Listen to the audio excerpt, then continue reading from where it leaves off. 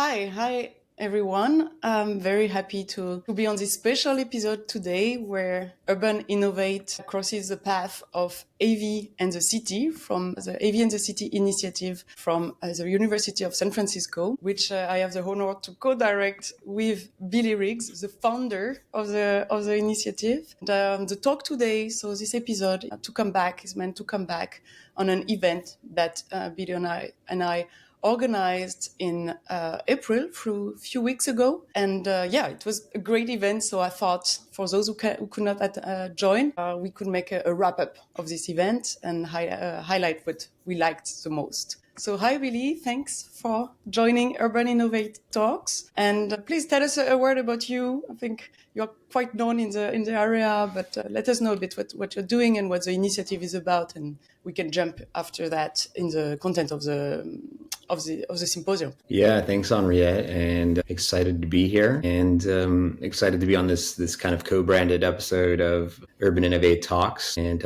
I think it's cool that you're doing this, and it's kind of a fun time for the autonomous vehicles and the city initiative, where we're doing a lot more to do similar stuff to what you're doing, to get out and educate people using real language, and to do stuff with media and with educational initiatives using podcasts and media and video.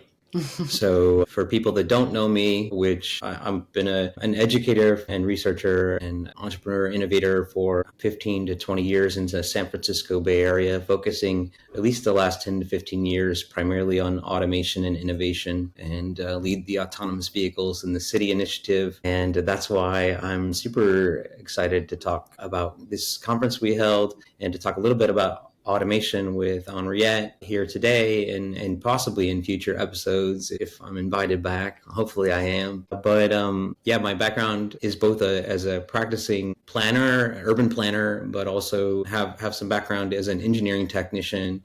I think I've told a couple people recently, have revealed that I started my career designing piers and moorings for the U.S. Coast Guard as an engineering technician. Recently was visited some of those facilities in Hawaii. I hadn't been to Hawaii in many years, and was at some of those facilities that I had designed in Maui recently. I hadn't been to Hawaii in many years, and that was a really cool experience to see some stuff that I actually built when I was working for the Coast Guards. I've had a lot of experience, working on practical projects, but also have been able to translate that to cool research in the academy at University of San Francisco. And so maybe that's enough for now. We can do storytelling with Billy at another point in time. So let's jump into the event. And this symposium, it was the 9th symposium for AV and the City initiative. So you've been doing that for a while. You founded the initiative like almost 10 years ago, and kind of you had always this rhythm of making a symposium once a year. And I was super happy that I could join one of them a few years ago as a speaker, and since beginning of 2024 as a co-director of the entire initiative, and be really active on stage with you, which was so much fun. So that's kind of the format, but the lab, the initiative go beyond just the symposiums, correct? Yeah, the initiative started really was the genesis of an idea that Michael Boswell from Cal Poly and I had in 2015,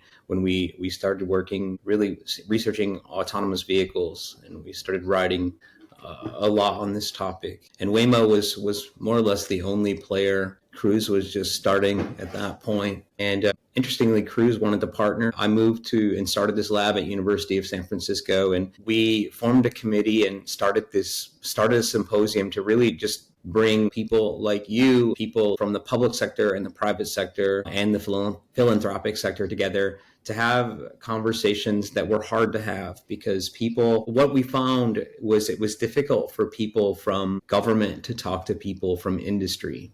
And it was hard for people to have a space to have complicated conversations where they would say, oh, you have to sign an NDA to talk about that. Or we don't want to, we're too afraid to collaborate on something because, that's proprietary information. And so what we wanted to do was create a safe space for people to work on solutions, and particularly solutions. And I think I'll say something that I think we both agree on: solutions that benefit public transportation and benefit cities. And I think that's where we wanted to see stuff that was mutually beneficial for sustainable outcomes. Mm-hmm. And my friend Michael Boswell continues to be a climate scientist. And he was really interested in the future of sustainable cities. And I think you're going to host him in the future on one of these talks. And so I think he's still passionate about seeing positive outcomes from automation. And that's really where autonomous vehicles in the city continues to be grounded in this idea that I think we can see positive outcomes come from that. And hopefully when we celebrate the 10th anniversary next year, and Henriette, hopefully my hope is that we'll work together as now the directors of this initiative to have a big party, and hopefully everybody will come to that next spring. You can count on it. Yeah, a big party. We'll have a big party, and we'll be celebrating super sustainable announcements from a bunch of companies and a bunch of cities about new autonomous solutions that involve both public and private kind of sustainable and socially just kind of autonomy. Yeah, great. Yeah, no, I'm looking forward to it. I think it's gonna be fun. Within a year, we know both a lot can happen in this ecosystem. There can be new partnerships or whatever can happen, bankrupt or whatever can happen. So that there's always so much to talk about. Should we dive in the past one, in the 9th session that we had on 11th of April? So do you want to start? What was your highlight in terms of, or maybe where I can start for those who weren't there to understand what this symposium, as the format of this symposium. It's kind of my favorite format, I will tell, because it's on a Friday afternoon. So a perfect way to end the week, where it's only an afternoon, so it's very compact. And then it's a succession of some presentations, but there are panels and fireside chat.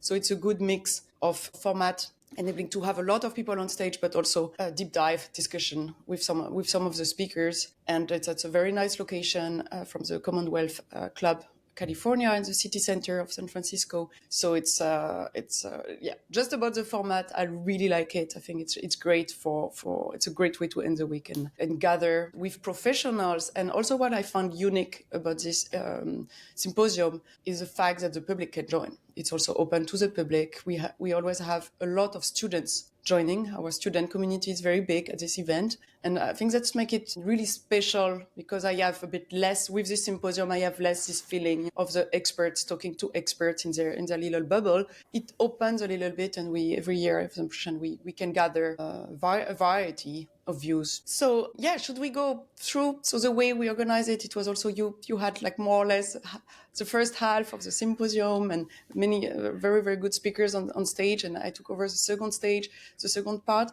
So you want to say something you really liked about the panel that you moderated and the fireside chat you had? Yeah, so everybody knows that Billy puts on his conference persona. So I love being the host, and I think I really enjoy these events. And I think we started out with one of my favorite people in the transportation space, Kristen White. If you haven't gotten a chance to get to know her in the TRB community, she has had kind of a big role at FHWA in the Biden administration, and recently went to Google and is now at Google Public Sector, leading up their transportation initiative. And I think I was super excited to host her to kind of give us an opening keynote. And what we chose to do, we chose this kind of 3 keynote approach this year. And we had 3 really strong women. We had Kristen White, Charlotte Eisner, and then Catherine Lohman. And I think I'll talk a little bit about two of them, Kristen White and Charlotte Eisner. And I think who I had a chance to kind of interact with most, and Henriette, I think maybe you can talk a little bit about Catherine, since you had a chance to be on stage with her.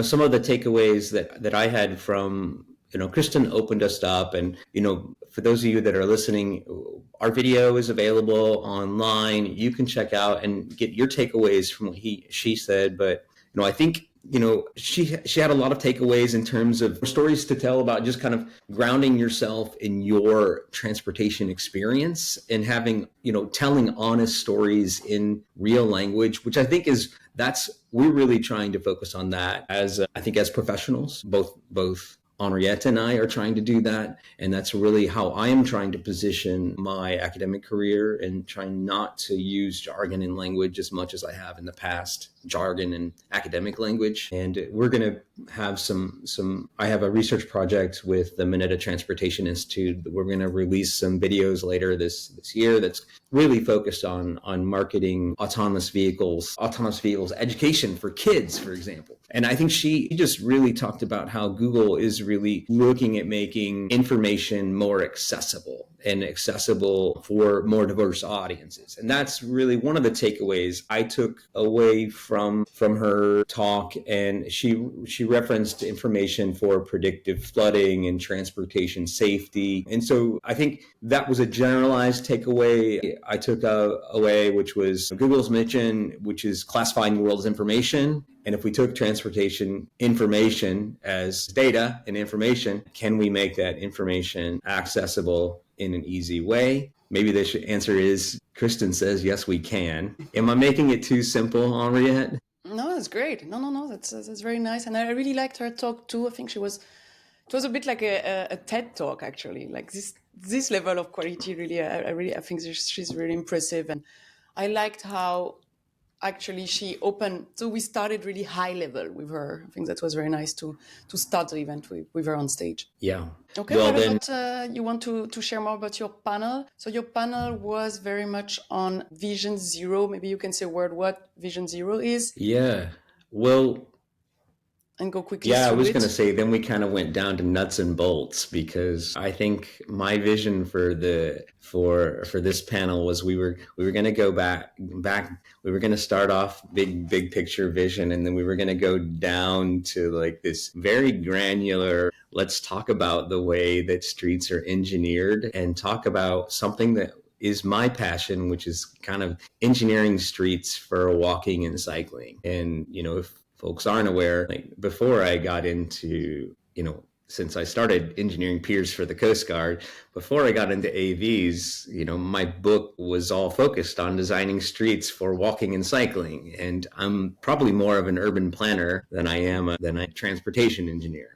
That's just me. And so we had Anurag Pandey, we had Scott Mora, and we had Cindy Zerger, is a civil engineering professor from Cal Poly, a dear friend of mine. And we've done some research on accessible autonomous vehicles, but he does a lot of research on safe streets and traffic safety and collisions. Scott Mora is with UC Berkeley PATH, and they were one of our event sponsors. And he does a fantastic job researching electric vehicles, also does some autonomous vehicle work, but a lot of stuff also with grid and charging. And one of has the best research project acronym. It's called SLURP, and it was kind of it was related to pricing electric vehicle charging. So that was the name of one of his research projects from way back. And he talks about it a little bit in the video if you go and watch it. And then Cindy is a landscape architect and urban designer, and really working on actual pedestrian infrastructure and repurposing curb space for green infrastructure. And so this is a powerhouse panel that's really interested in designing streets and curbs for people. So what came out? What was? I'm going to pause there, because I say kind of what came out, because I think what came out was like more questions than answers. And I have some takeaways that I think came out, but maybe I want to flip the coin here, Henriette, and I want to ask you what you thought about this panel. Yeah, as you said, I like the transition from the super high level to going more into granular, very local. So there was this aspect of local, and that's something when we talk about autonomous vehicles that we should not forget. There will not be like one solution for all. It may seem like it when you see services like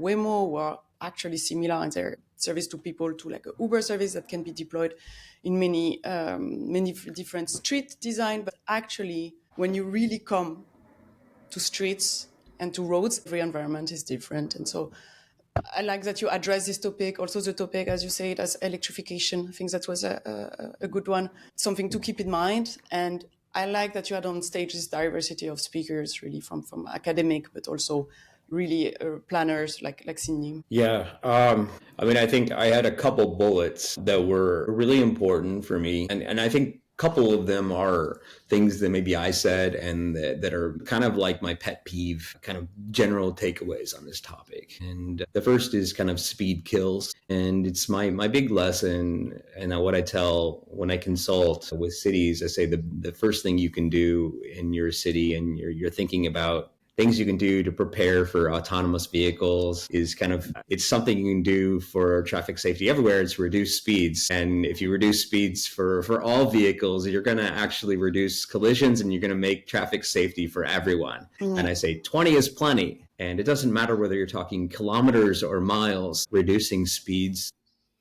and speeds of vehicles we saves observe lives.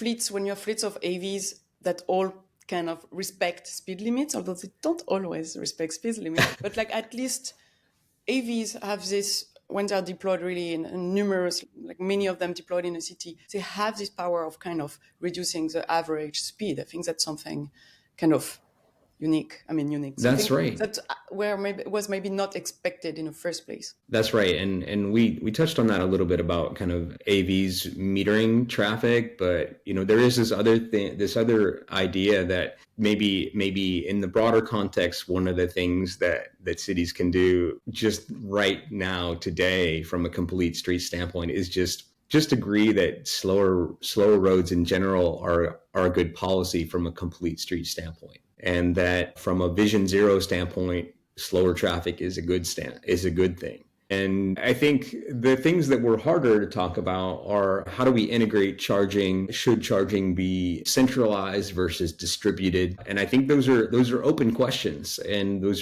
depend on kind of some of the kind of the decisions that fleet managers make, how fleets are managed in the future, how fleets are owned in the future. And I think shared mobility operators and consultants are going to have to kind of make some decisions about that going forward. And so I think that, for us and for those on the line, those are the things that we're going to have to grapple with going forward. And then, one of the things that I think we put on the table very early in the conversation in this panel was this idea that curb space isn't just a panacea. It's not something that is just readily available. This idea that there's just a ton of curb space to go around is not something that's a reality. Mm-hmm.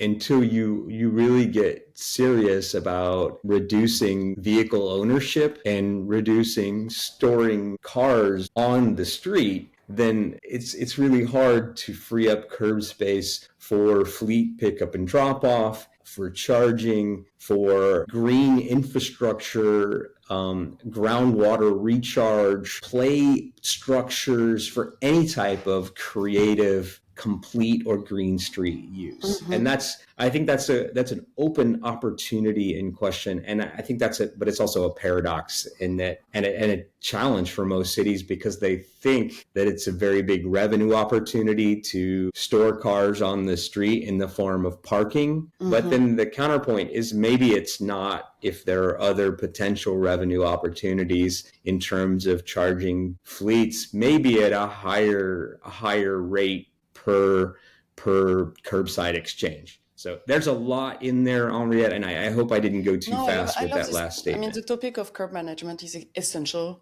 And this pick up and drop off, we've seen that there have been some tension with the way the place where Waymo could stop, the Waymo vehicles here in San Francisco may stop. And I don't think actually they would disturb traffic that much from my experience and what I've seen. But on the other side, I think we really need a space, not only for the robotaxi, but also for the Uber, for the normal taxi, and also for all the logistic and delivery. Something is not there yet that can accommodate all these services. And yeah, the space is taken by all these parked cars that are there. I think the statistics something like 95% of the time. That's ridiculous. So that's a super nice. I'm really following your research on that. I really like the work, and I know you have multiple collaboration in this area. I'm looking forward to see some of the outputs of your work. I mean, I'll maybe counterpoint that. I don't know. Maybe we don't. Because if traffic sorts, maybe we don't need space at the curb for drop off. because if traffic goes slow enough and in-lane drop-offs work, and you can route drop-offs to ancillary slow streets, maybe in-lane drop-offs are okay. I'm Mhm. actually not completely convinced that dedicated curb space for drop-off relationships are Interesting. the advantage. And maybe curbs just need to go away. Maybe curbs need to become green space in parks, and maybe curbs need to become more bucolic. I think that we just need to radically rethink this whole idea of what the curb is. Yeah, I love it. So it's a super interesting topic and looking at AVs in something very like holistic, definitely. So what about, I see the time running. I think we need Yeah, to speed up a little bit. sorry. What about your chat with Charlotte? Well, I don't think there was much of a chat, Henri. I think Charlotte just delivered. And honestly, folks, you should just watch what Charlotte said, because she's a force of nature. Charlotte Eisner is amazing. And I think Charlotte, who announced, I think this week, so a lot happened in the last 3 weeks. It's hard to keep up with everything with this industry, but Charlotte announced she went to Bolt, and she's now doing great things there. But Charlotte really painted a vision for, I think, a really cool fleet-oriented vision for AVs. Talked a lot about her past experience with Zeekr, this idea of a purpose-built vehicle she spent a lot of time on, the partnership between Geely, Zeekr, and Waymo, what kind of a shared vehicle could look like, but also I think the vision for an OEM, an AV OEM, and also what kind of public-private tenders could look like in a Mhm. way where public transit providers can integrate AVs in a way that could be efficient and thoughtful for urban planning. And I So, thought that was brilliant, and it really fits into the vision for autonomous vehicles in the city. And I want Charlotte to come back next year. I want her to come back and talk about what she's doing yeah, and next she year. should share Yeah. what her achievement at Bolt as well. What I recall from what she said was really this very OEM aspect of having actually a platform that is level zero to which you can add an ADS system and separate the development of the two things, so to say, so that it's not, so that you don't get an OEM that is stuck with an ADS technology, so autonomous driving system technology, that maybe is not the appropriate one in 1 year or in 2 years, because the ADS technology is evolving so fast. So this idea of having a platform that can accommodate a variety, and a platform without any automation, for me that was completely, it was nice to hear, because I'm doing this work with the European Commission on updating the regulation for non-ADS regulation, for the non-ADS regulation. So I'm saying it again. I'm updating the non-ADS regulation as a support to the European Commission. You can picture that as, for example, in Europe, we have this homologation process before you put a vehicle on the market. You need a third party to validate the safety and all the components of your vehicle. Some of these components are, for example, the speed limitation device, you can imagine. But what if you have a dual mode vehicle that has an ADS, an autonomous driving system, but then you have a speed limitation device? So who is doing what, so to say, and how do you homologate that? How do you conduct the safety test with this type of devices, and who is in charge when? So there is a lot of work needed. And what would simplify everything is to have this type of level zero without any ADAS, without any support system for the driver. And then you have an ADS that is doing all the job, so to say. So that, I think that's economically extremely meaningful. I was happy that she shared that. It was incredible. Yeah, yeah. And I think public-private partnerships to achieve sustainable mobility solutions were really a cross-cutting theme in her entire talk. Yeah, and I like also how she addressed the topic of charging that she mentioned, and that goes to what you said just before. Actually, she doesn't support any road charging on the road, but it should be just the concept of having just fleets. And if you have an EV, you charge at home, and this DC charging from your solar panel directly to the car, but that needs some adjustment. But I found it super interesting, and I'm very into like vehicle to grid type of projects these days. So that was a nice component of the discussions we had. Yes, so we moving on. We had a break and we had a super nice activity during the break. I think we should talk about it briefly, a bit as a teaser for the listener of what will come soon out of AV and the City initiative. Code it with your students, so we can brand it a little bit as a student project because they did so much. They did an incredible job at creating a maker studio, and maybe you tell us a little bit about that because I think the participants, the audience joining the symposium had a lot of fun with this maker studio. So what was your goal behind that? In few words. Have fun. Well, with our students, we created a maker studio with the students to capture little sound bites responding to fun prompts about autonomous vehicles. For example, in 3 words, how would you describe a shared autonomous vehicle? An Go. optimal, like your perfect shared ride. Your perfect shared autonomous vehicle. And one individual would say, wine, cheese, sunset. And that was a real response we got, which thank you, that individual. You will see that response someday. And that individual, who shall not be named just yet, shared her response with us. And so we will be releasing these kind of as compilations on kind of sharing them as kind of social media, YouTube short video releases just to kind of educate people in ways that they consume media these days. And the idea is to go beyond this kind of audience, the audience that consumes, I would say, wonk talk or, transportation speak type of language, and to meet people where they are. I had a student recently that introduced me to the concept of brain rot, which is apparently was the Oxford Dictionary Word of the Year in 2024, which is the style of media that is supposed to be easily consumed and yet make you slightly dumber, but it does induce a certain amount of dopamine, and it is fairly easy to consume. Yeah, exactly. And so we've been even experimenting with producing some content in. It's good that you mentioned that.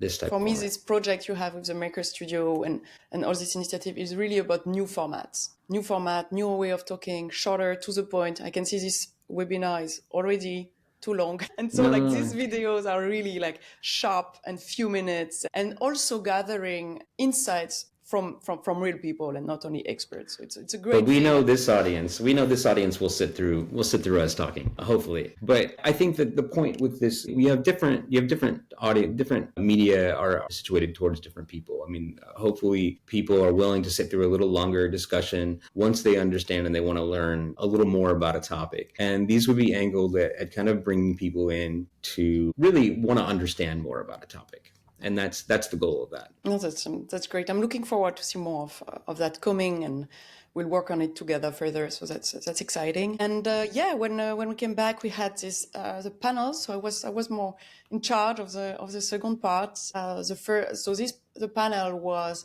about sustainability and partnerships. So very much in line with also the first part of the event. And I had on stage three nice speakers: Adam Lenz from Waymo, who is head of sustainability at Waymo. I had Patrick Gilster from San Mateo County Transportation Authority. So it was very important for me to have someone from a governmental agency on the stage. We had last year as well. It's something we need because you mentioned it also in your introduction, this kind of public-private partnership, and that's not that easy. I always have the impression they run a bit like in silos sometimes. And so that was good to have these two players on stage. And Cameron Gieda, who acted as an independent expert with an ex-Pony AI. And I liked it because it was very well balanced type of panel with these various point of view, really industry, public, and Cameron somehow in the middle. Yeah, the insights, there were several insights. I think from Waymo, what I remember from Adam was, I had questions about the topic of shared mobility. And when I say shared mobility, so I edited a book on that topic last year, and it's really kind of something I want to dive into more detail in the future. How do we manage to put several strangers in the same vehicle to share rides? all the time when I mention it, and it's even stronger as a reaction here in the US. I have very strong reaction of people saying, no, nobody will accept to share rights. It will never work. It will never work. So I get kind of a very strong reaction when I mention sharing rights. But actually, I think there are ways in the way the vehicle is designed, but also the way the operational model works, in a sense of, if there is no big delay in picking up someone else and you don't do a lot of detour, I'm sure the acceptance may grow in this idea of sharing rights with strangers. So I wanted to ask really Adam this direction. Answering he gave was rather towards the topic of seeing the mobility as the topic of multimodality. And that was also very interesting, this idea of seeing Waymo as part of a big ecosystem in the city. And he had these slides where you can see the bus, the Waymo, some scooters, some people walking, some cyclists, and how really they make sure that they integrate within a higher ecosystem. And it echoes very much the work that we are doing together, Billy, at AVC on public transit, the public transit program, credit program that Waymo put in place end of last year, with an incentive for people, credit. When people were booking rides to go to certain public transit stations, they would get like a $3 off of their next ride. So it's more or less the price of a public transport ticket here in San Francisco. So it's very interesting to see if this type of incentive could help creating more like a first last mile mentality rather than this one mode only transportation. So he addressed that a little bit. Then Patrick mentioned, of course, also aspect of how do other county, and it's quite a big county, the San Mateo County, and populated, how they envision. So he presented a strategic plan for AVs they have. And of course, what comes back a lot, talking to agencies in general, Patrick was matching with the discussion I had with my clients, being agencies, governmental agencies, is this idea of they want more this type of shared mobility, shared rides in form of like shuttles. So they are following very closely the development of what shuttles will be available on the market to be able to have this type of mobility. Very, very central always for agencies is the topic of accessibility, of course. And not only accessibility in terms of having access to mobility in general, but really accessing the vehicle as, for example, a person with special needs. So that's something they always keep in mind. And the topic of equity, in which neighborhoods can this service being deployed, and the cost, because for them it's of course a huge challenge, and figuring out a bit the different partnerships that needs to be put in place. So that's also a topic I really like, as you mentioned earlier, having these different components of who is doing what and who is responsible for what. And we don't need like one player doing it all. The work can be shared with really professional in an area. Like I typically take the example of Transdev doing fleet management. Charlotte mentioned them as well. And like having these different components putting together. So Patrick addressed that a little bit. And then Cameron gave a really fresh view. And I really liked how it challenged even the form factor. Maybe was like, oh, maybe we need like small cabs, like two-person seater in the city, because we are always alone in our vehicles. So maybe we can think of completely outside the box. So I think that was a nice view as well. And Cameron is also completely pro-transit. So it was good that kind of compare the different operational models in this area. So yeah, that was a nice panel. Do you have any insights on this panel or something you really enjoyed about it? Oh, I think you summarized it really well, Henriette. And I think you're right. Cameron pushed a lot of buttons in terms of like really challenging us to think differently about what transit might look like in the future. And I think one of the things he really pushed on is one thing I like to challenge transit providers to think about too, is think about how you reinforce your high capacity routes. And I want to really emphasize that one thing to really think about in the future of public transit is automated vehicles really have the capacity to support high capacity routes by bringing more riders exactly to high capacity routes. And it doesn't have to be, it can be, it doesn't have, even if it is the kind of, I'm trying not to say the end of the bus, but I'm not trying, it's not a horror story. It's something that is just like, it's a reframing of how we move people through the city. It's just, but we have to do something about to help transit survive, because it is not, we are at the point where transit will not survive unless we do something. It is really, we are public transportation, I would say globally, has to do something to fix its financial problems. And I think autonomy and automation is a part of that solution. And I think it's an opportunity, not a threat. And I think he presented that pretty well. Yeah, definitely. And then the last speaker, like expert in the area, was Katrin Lohmann, president of Volkswagen ADMT here in the US. So ADMT is a branch of Volkswagen dealing with all the autonomous mobility and like developing the autonomous ID bus, which is such a nice vehicle. And they are operating already in Hamburg, in Germany, but also testing vehicles in Austin. And there, what's interesting, so they have, I think, a fleet of 10 vehicles. It's not commercially available yet, but we heard in the news recently that they will collaborate with Uber and deploy vehicles in Los Angeles. So I'm very much looking forward to seeing that, where Moya, a very specific, very particular player from Germany, will also play a role.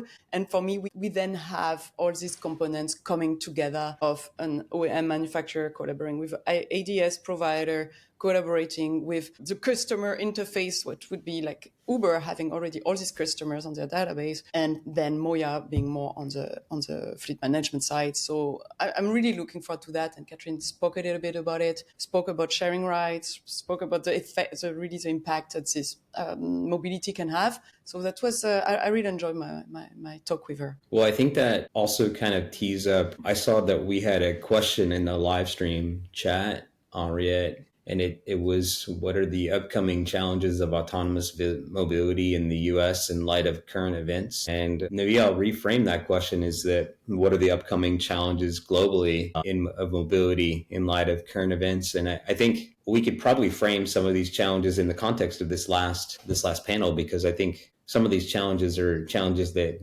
OEMs are going to face, right? I'm not sure. I'm not sure also what the current events are. Yeah, I mean, we kind of have to define this given the question. So, I mean, what do we think the challenges are for automated mobility in the context of the conference? I think we covered it very nicely in all our discussion, being what you mentioned on the street level, figuring out really the space for AV, is if space needs to be made for AV, or maybe just space needs to be taking from private cars for any other form of mobility. So I think that's a challenge. So interaction, really the discussions with cities, I think that's something that, and we are the AV in the city, right? So we are in favor of collaboration, of discussion, of understanding really the needs that transport authorities have. So that would be a big challenge, so that it's not something coming on top or something running on in parallel, but really in synergy. For me, that's a challenge. But of course, there is also the scaling, reducing the cost of these vehicles. They are still quite expensive. That's a next challenge that needs to be addressed. But I see the path evolving. Like I would say we are in a good phase in terms of what I've seen out there. I've seen the collaboration between Waymo and Toyota, which surprised me at first, because I have kind of this dystopic vision of autonomous private cars invading cities and not benefiting at all the common good. I think reading exactly the press release, I think it's really more about using Toyota vehicles for ride-hailing services so far, and the path to like private AVs will be further down the road, I'm quite sure. But that's kind of the challenges that will come, kind of where the technology will be implemented in terms of which services, which ownership models, etc. I really love this topic and see everything that's possible. Yeah. What about you? How would you answer this question? Yeah. Well, I think one of the key challenges also one of the key challenges is cost compression. It's going to be I think that even in the last 3 weeks, it's gotten increasingly harder to build vehicles. It's going to get increasingly harder to compress the costs on some of these vehicles. Henriette mentioned something that happened a couple of days ago, the announcement of a partnership. This happened earlier this week. So this happened 3 weeks ago. We hosted this conference on April 11th, but this week, the last week of April 2025, Waymo announced a partnership, a strategic partnership. It will likely just be a partnership on paper. We don't know. We're just standing on the outside of this. My guesstimation it's a rite of passage with the Japanese government for them to do business in Japan. It basically had to be signed. It's politics. So they're going to probably launch in Japan in late 2025, early 2026.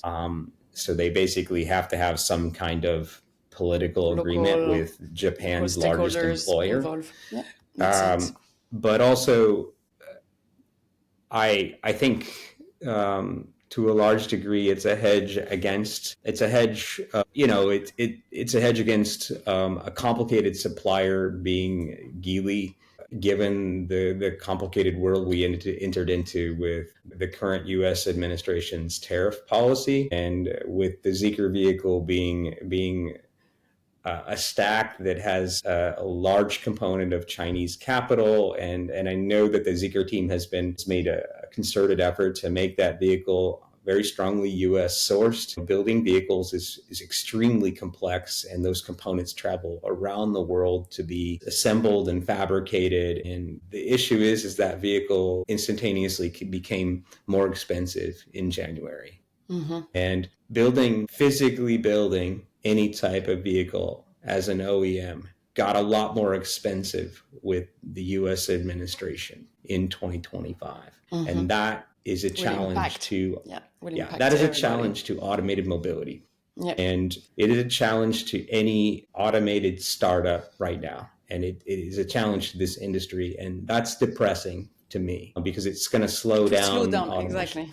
We'll see that, and let's see what really is put into place, because what I heard, they may have some variation in this tariff. So let's see how everything really come into actual implementation. But I think we addressed the entire event. We had also a very, very nice contribution from your colleague Michael Goldman from University of San Francisco, who is really like an educator, so a great public speaker and an educator, and he summarized it very nicely. So if people want to watch, it was nice because he actually made the audience participate. So I like to have him on stage always at the end of the event to summarize everything. But yeah, that was a great event. I was very happy about it, of the people we put on stage and the entire organization. So really, for the people listening to this episode now, think about registering next year and come. It will be a big party for the 10th anniversary. So we hope to have really full house next year and really extend it to an amazing event. Yeah, thanks Henriette for letting us partner with you and Urban Innovate to feature us, and for kind of letting us sponsor this episode and co-brand this episode. Appreciate it. You're welcome. It was my pleasure. Have a good day, Vidi. Bye-bye. Thanks.